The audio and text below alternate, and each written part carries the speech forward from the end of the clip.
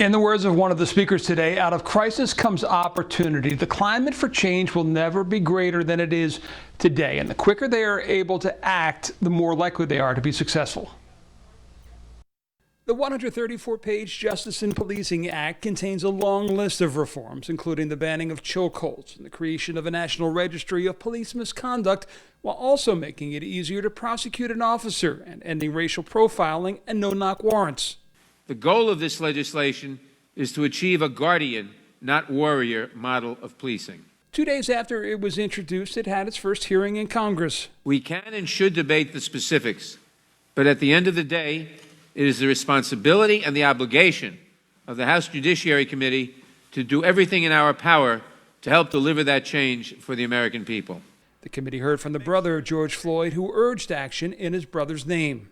Honor George and make the necessary changes that make law enforcement the solution and not the problem.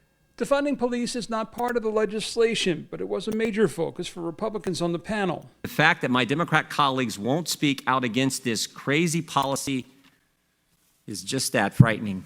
It was the focus as well for Republican witnesses like Cleveland Heights pastor and President Trump advisor Darrell Scott.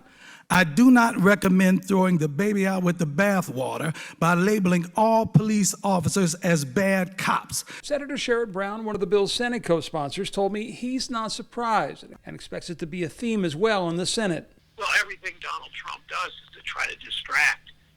And as you may have noticed, John, the Senate Republicans follow every single thing Donald Trump wants them to do. They're going to play with that term, defund the police, as if Democrats want to eliminate police departments. That's clearly not true. In just a few days, the Justice in Policing Act has already picked up 200 sponsors in the House, co-sponsors 36 in the Senate, but that's pretty much along party lines. Republicans in the Senate right now are working on coming up with their own set of national police reforms.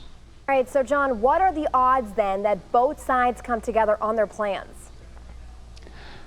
I asked Senator Sherrod Brown about this. Is this going to be like one of those the gun reform talks after a mass shooting, how everyone gets behind it and then it fades away in a week or two? And he really feels that this is going to be different from the standpoint both sides are in agreement that changes need to be made. The key right now is finding that common ground that both sides can agree on.